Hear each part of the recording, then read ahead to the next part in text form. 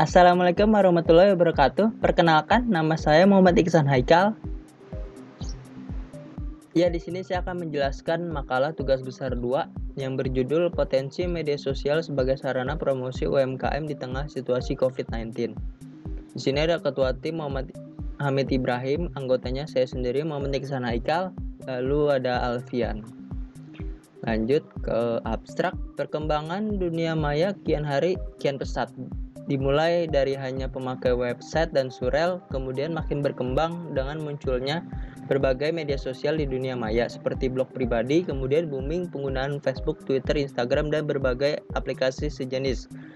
Pandemi COVID-19 membawa dampak yang signifikan terhadap para pelaku usaha, dan salah satu bentuk adaptasi yang perlu dilakukan UMKM untuk bertahan selama pandemi adalah dengan mampu memanfaatkan perkembangan teknologi digital. Dengan memanfaatkan teknologi digital, para pelaku UMKM akan memiliki kesempatan yang sama dengan pelaku usaha besar untuk menjual produknya. Hal ini dikarenakan mereka akan berada di dalam satu platform yang sama, misalnya melalui e-commerce marketplace, sehingga memiliki kesempatan yang sama dalam melakukan promosi dan penjualan produk. Selanjutnya ke latar belakang masalah. Jadi pandemi COVID-19 berimbas besar pada keberlangsungan usaha mikro, kecil, dan menengah UMKM di Indonesia. Krisis ekonomi yang dialami oleh UMKM pun menjadi ancaman besar bagi perekonomian nasional, mengingat UMKM merupakan penggerak ekonomi domestik dan penyerap tenaga kerja terbesar dalam beberapa dekade terakhir. Jadi hasil survei yang dilakukan oleh Pusat Peneliti Ekonomi LIPI menunjukkan bahwa selama pandemi 94,69% usaha mengalami penurunan penjualan. Berdasarkan skala usaha, penurunan penjualan lebih dari 75% dialami oleh 49,01% usaha ultra mikro, 43,3% usaha mikro, 40% usaha kecil, dan 45,83% untuk usaha menengah. Berdasarkan lama usaha, penurunan penjualan lebih dari 75% dialami oleh 23,27% usaha berusia 0-5 tahun, 10,9% usaha berusia 6-10 tahun, dan 8,84% usaha yang telah berjalan lebih dari 10 tahun.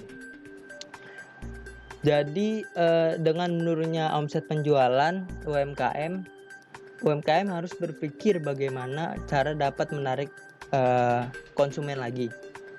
Di situasi seperti ini tidak boleh keluar rumah, dibatasi oleh pemerintah, maka jadikanlah media sosial sebagai sarana promosi yang mudah agar konsumen bisa melihat produknya lagi dan membelinya. Lanjut ke rumusan masalah. Jadi di sini ada 3 pertanyaan. Bagaimana cara pemanfaatan media sosial sebagai media promosi? Yang kedua, apa yang perlu disiapkan untuk promosi di media sosial?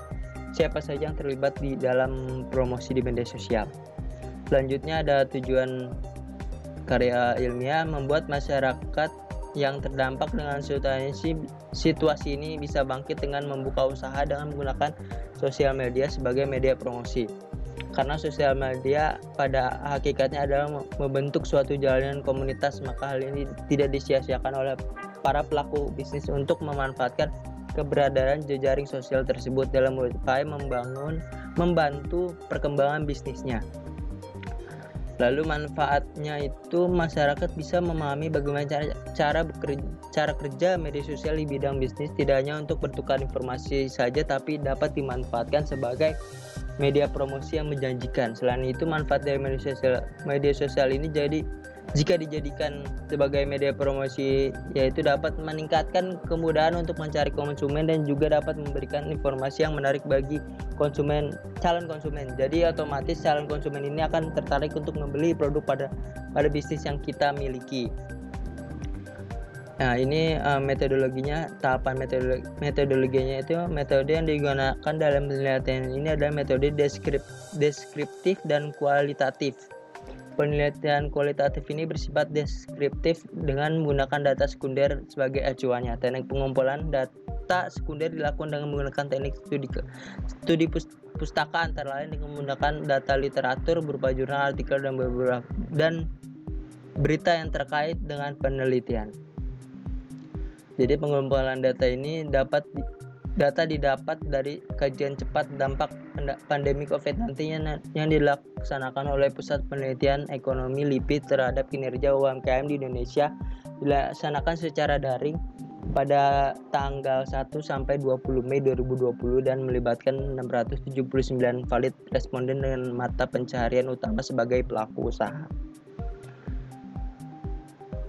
Lalu selanjutnya hasil dan pembahasan ya. Sini ada media sosial. Media sosial merupakan perkembangan mutakhir dari teknologi web berbasis internet yang memudahkan semua orang untuk dapat berkomunikasi, berpartisipasi, saling berbagi dan membentuk sebuah jaringan secara online sehingga dapat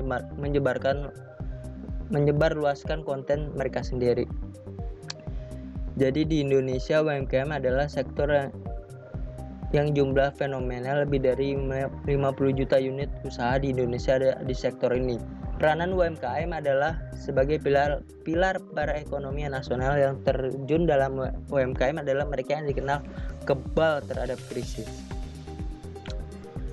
Lanjut ke untuk strategi promosi di media sosial yang efektif dan efisien. Untuk mendapatkan traffic yang originik atau original, maka diperlukan keseriusan di dalam menggarap sosial media yang digunakan untuk tujuan bisnis.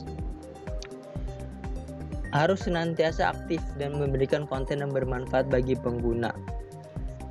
Mendapat traffic organik adalah menjadi strategi promosi di media sosial yang efektif dan efisien.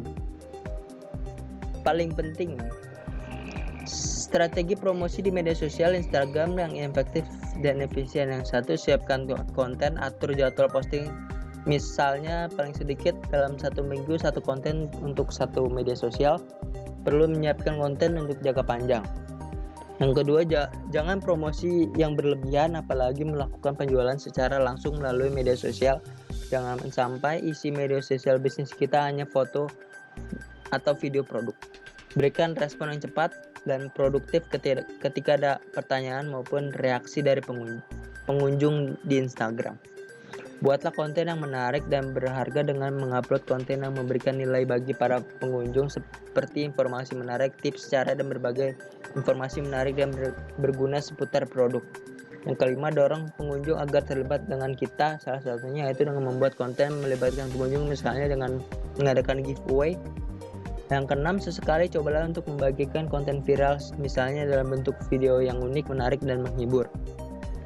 Yang ketujuh, bangun komunitas dengan mempengaruhi pengunjung agar menjadi follower kita, karena pada akhirnya follower akan menjadi pelanggan.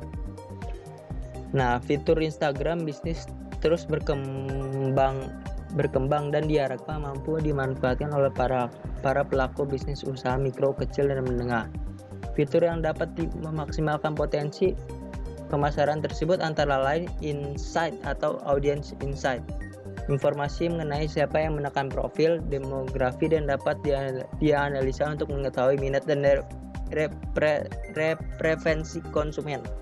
Auto replay, filter box, stories, siaran langsung, dan tagar. Nah, di sini pertanyaan tadi yang di rumusan masalah, siapa saja yang terlibat di promosi ini. Jadi yang terlibat itu pelaku usaha dan pengaruh influencer sebagai partner promosi. Jadi yang saya lihat di Instagram, tren promosi ke influencer ini lagi digemari oleh pelaku usaha yang ingin produknya dipromosikan. Dan yang saya lihat, impact influencer ini sangat pengaruh banget dilihat dan dari testimoni yang diberikan influencer tersebut. Setelah dipromosikan produknya, banyak banget yang beli produknya atau hanya sekedar melihat bisa mencapai setengah followernya atau melebihi. Jadi beberapa yang terkena influencer Instagram yaitu Keanu, Rachel Fenya, dan Fadil Jaidi mereka merupakan seorang influencer atau selebgram yang memiliki follower yang banyak dan memberikan efek promosi yang luar biasa. membuat pelaku bisnis kebanjiran pesanan. Juga ada salah satu YouTuber yang cukup terkenal yaitu Next Carlos. Next Carlos merupakan seorang food vlogger yang memiliki ciri khas mengunjungi makanan street food di seluruh Indonesia. Kebiasaan mereview makanan kaki lima ke berbagai tempat dalam akun YouTube-nya. Mereview segala hal yang dipromosikan mereka membuat banyak pengguna Instagram yang tertarik untuk menontonnya sehingga banyak membeli produk pelaku bisnis yang telah direview oleh influencer ini. Terdapat 3 aspek yang dilihat dari seorang influencer, yaitu reach, yang menunjukkan bahwa jumlah follower yang dimiliki oleh influencer tersebut, kemudian adanya resonance atau memperlihatkan tingkat ketertarikan follower dengan konten yang ditampilkan oleh influencer, seperti seberapa aktif follower membagikan lagi konten yang ditampilkan oleh influencer. Aspek terakhir adalah relevance yang menggambarkan kesamaan antara nilai-nilai yang diyakini influencer dan branding image produk. Kesamaan tersebut juga dapat berupa konten yang ditampilkan influencer dengan memperhatikan adanya value budaya dan demografis yang sama dengan target khalayak brand. Lalu selanjutnya kesimpulan. Jadi pemasaran melalui media sosial kini dimanfaatkan pelaku UMKM untuk meningkatkan kinerja penjualan produknya melalui dari media Instagram, e-commerce, WhatsApp bisnis, dan berbagai platform lainnya. Dengan banyaknya perusahaan yang memberlakukan work from home bagi karyawannya serta didukung dengan imbauan di rumah saja, membuat para konsumen yang lebih sering untuk belanja secara daring atau online. Inilah peluang pasar yang dapat dimanfaatkan oleh para pelaku UMKM untuk bertahan di tengah pandemi COVID-19. Saran di masa seperti ini, pelaku UMKM dianjurkan untuk memperkuat keberadaan usahanya dalam ekosistem digital. Hal ini karena imbauan pemerintah agar masyarakat tetap di rumah saja untuk menekan laju penyebaran COVID-19 dan memanfaatkan platform media sosial yang ada sebagai sarana untuk penjualan. Dibutuhkan juga peran kolaborasi daripada influencer untuk mempromosikan UMKM